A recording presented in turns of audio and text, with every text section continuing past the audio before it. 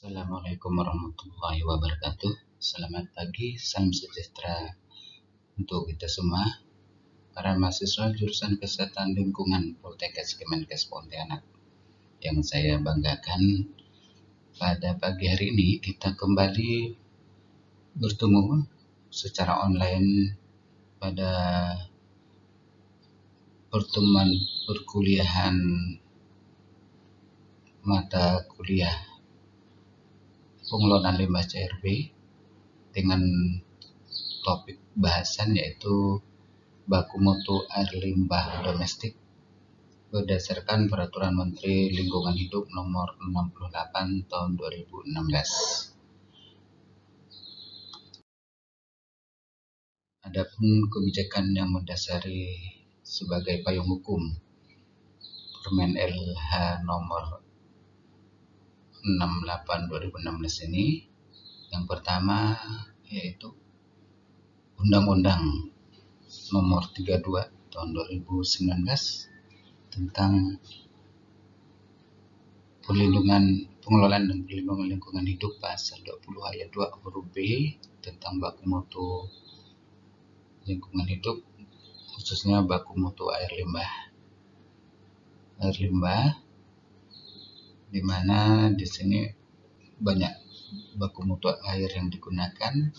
Ada baku mutu air limbah, air laut, udara ambien, emisi, gangguan, dan baku mutu lain sesuai dengan perkembangan iptek. Yang kedua, payung hukumnya yaitu Peraturan Pemerintah Nomor 82 Tahun 2001 tentang pengawasan kualitas air dan pemantauan pencemaran air.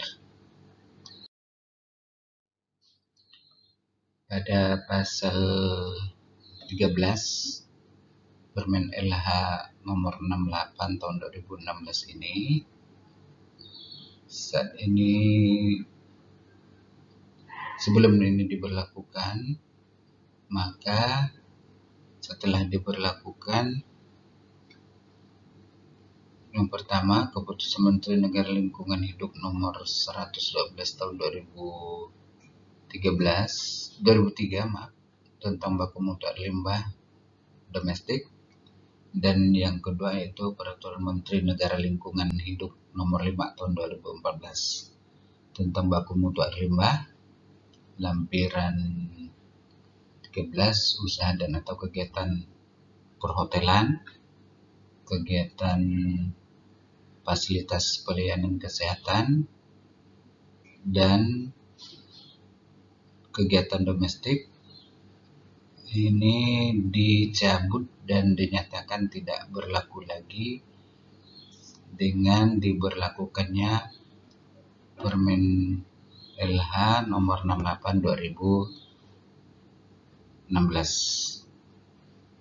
Sekali lagi, maka Keputusan Menteri Negara Lingkungan Hidup Nomor 112 Tahun 2003 tentang baku mutu air limbah domestik dan Peraturan Menteri Negara Lingkungan Hidup Nomor 5 Tahun 2014 tentang baku mutu air limbah itu dicabut dan dinyatakan tidak berlaku lagi. Pertanyaannya, mengapa air limbah domestik perlu diatur?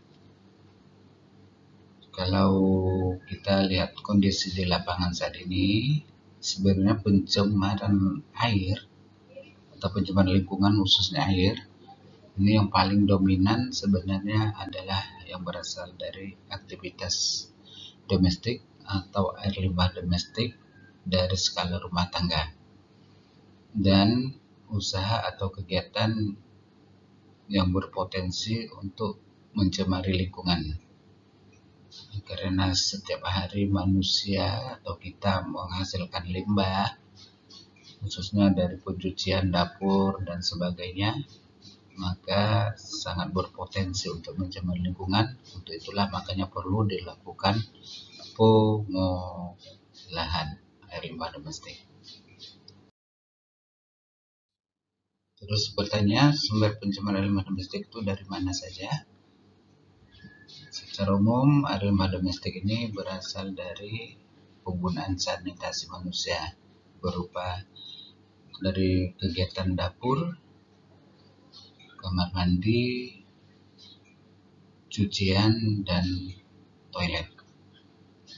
Untuk limbah domestik ini dikategorikan ada dua, yaitu black water, yaitu yang mengandung urin dan feses manusia yang biasanya ditampung pada septic tank, dan yang kedua yaitu gray water, artinya selain dari black water, yaitu dari dapur, kamar mandi, cucian, dan sebagainya. Ini sumber air limbah. Untuk lebih jelasnya apa itu air limbah domestik atau beberapa definisi dalam Peraturan Menteri Lingkungan Hidup dan Kehutanan Nomor 68/2016, yang dimaksud dengan air limbah domestik yaitu air limbah yang berasal dari aktivitas hidup sehari-hari manusia yang berhubungan dengan pemakaian air. Terus apa itu baku mutu air limbah? Baku mutu air limbah adalah ukuran batas atau kadar unsur pencemar dan atau jumlah unsur pencemar yang ditenggang keberadaannya dalam air limbah yang akan dibuang atau dilepas ke dalam sumber air dari suatu usaha dan atau kegiatan. Terus dalam PMLHK 68/2016 juga ada yang disebut dengan izin lingkungan, yaitu izin yang diberikan kepada setiap orang yang melakukan usaha dan atau kegiatan yang wajib AMDAL atau UKL-UPL dalam rangka perlindungan dan pengelolaan lingkungan hidup sebagai persyaratan memperoleh izin usaha dan atau kegiatan.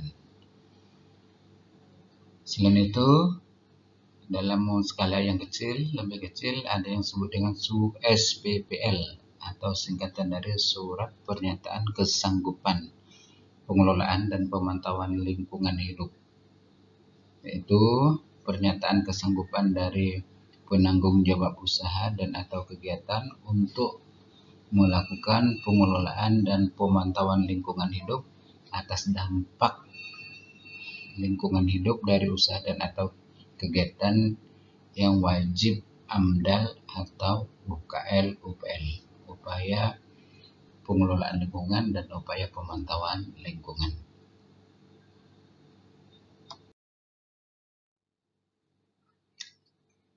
Dalam Permen LHK ini juga ada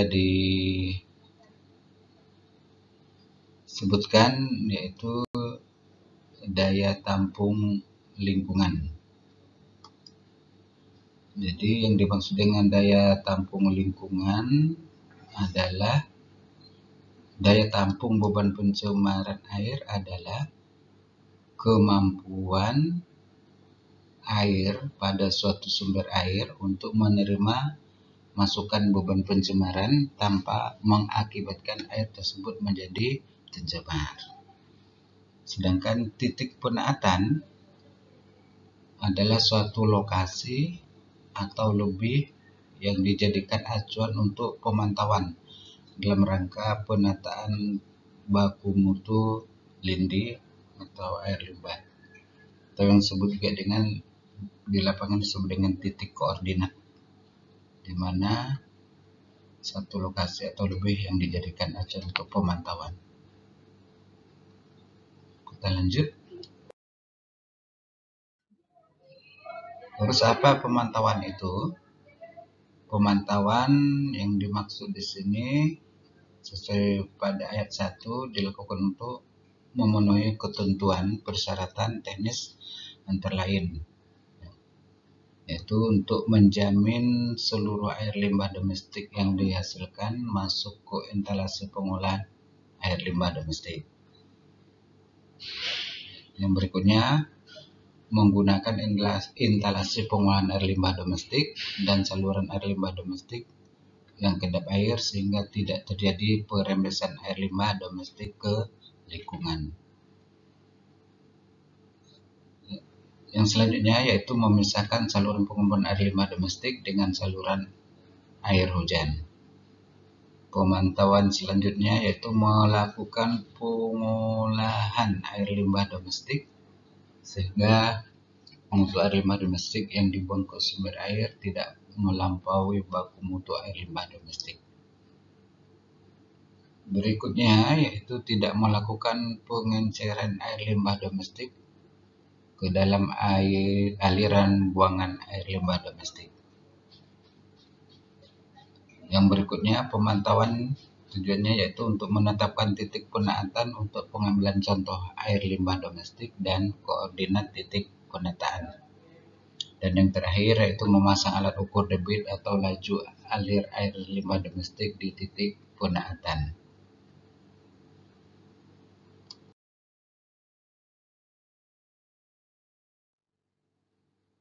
Nah, apa tujuan dari dibuatkan Permen LHK nomor 68/2016 tentang baku mutu air limbah domestik? Yang pertama yaitu untuk memberikan acuan mengenai baku mutu air limbah domestik kepada Pemda Provinsi dalam menetapkan baku mutu yang lebih ketat. Yang kedua yaitu untuk pemerintah pusat, Pemda Provinsi, dan Pemda Kabupaten atau Kota dalam menerbitkan maksudnya izin lingkungan, SPPL, dan atau izin pembuangan air limbah. Dan untuk penanggung jawab usaha dan atau kegiatan pengolahan air limbah domestik dalam menyusun perencanaan pengolahan air limbah domestik dan penyusunan dokumen lingkungan hidup. Itu beberapa tujuan dibuatkannya Permen LHK nomor 68/2016 tentang baku.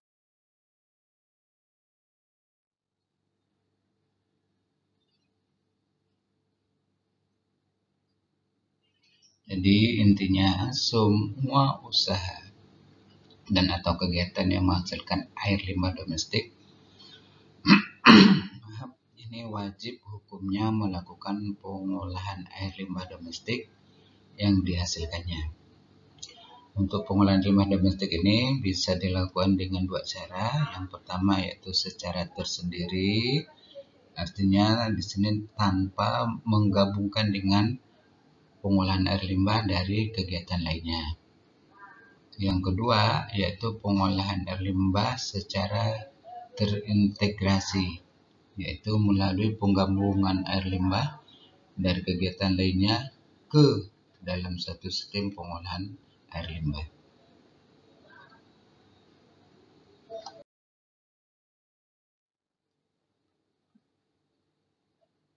Ini diagram alir proses pengelolaan air limbah domestik pada sistem sanitasi dengan sistem on-site. Ini produk atau inputnya. Kalau dari black water ini, black water ada tinja, urin, dan sejenisnya masuk ke kloset. Dari kloset masuk ke tangki septic tank. Ini bisa dilakukan dengan cara penyedotan, dengan terus dibawa ke IPLT atau pengolahan akhir terpusat. Baru dibuang, bisa didaur ulang atau di lumpurnya bisa dibuang ke TPA. Sedangkan yang dry water yang dari dapur, kamar mandi dan sebagainya ini tetap masuk ke tangki septik, baru langsung ke bidang resapan dan air tanah. Ini sistem pengolahan air limbah domestik secara umum.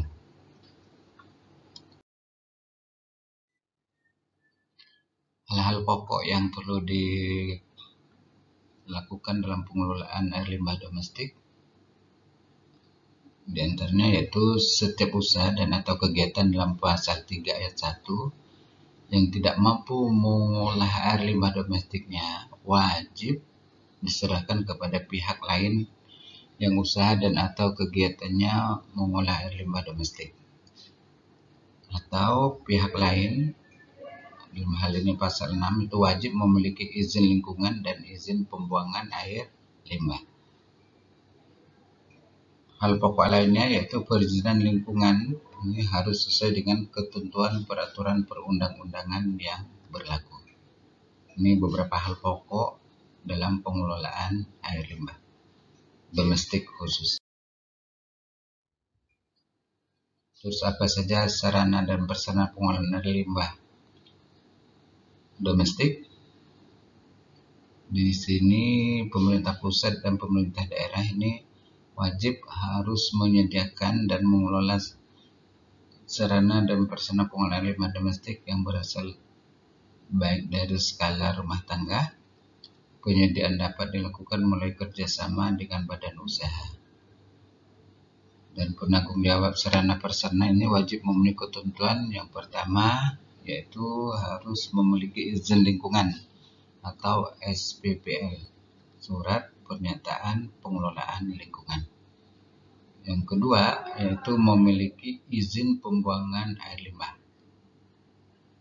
dan baku mutu air limbah domestik sebagaimana lampiran 1 Peraturan Menteri Lingkungan Hidup dan Kehutanan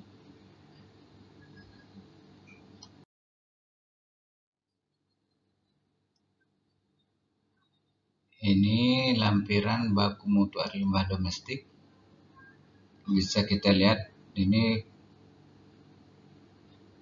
yang Permen LHK nomor 68 2016 jika dibandingkan dengan Permen LH nomor 5 tahun 2014 lebih lengkap dan lebih ketat. Sebagai pembanding misalnya pH sama 6-9. Nah, kita lihat BOD sebagai indikator pencemaran air. Di sini 100 pada Permen LH nomor 5 2014, sedangkan di sini di baku mutu limbah domestik ini hanya 30 kadar maksimum yang diperbolehkan. Demikian juga untuk TSS di sini 100, sedangkan di sini 30. Untuk lemak dan minyak di sini 10. Ini minyak dan lemak di sini 5 di Permen LHK nomor 68 2016. Jadi di permen ini lebih lengkap dan lebih ketat aturan baku mutu air limbahnya dibandingkan Peraturan Menteri Lingkungan Hidup sebelumnya yaitu nomor 5 tahun 2014.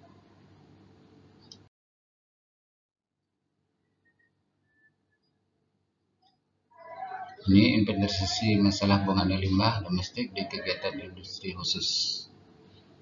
Kebanyakan di lokasi kegiatan khusus industri, pengelolaan air limbah domestik belum menjadi fokus.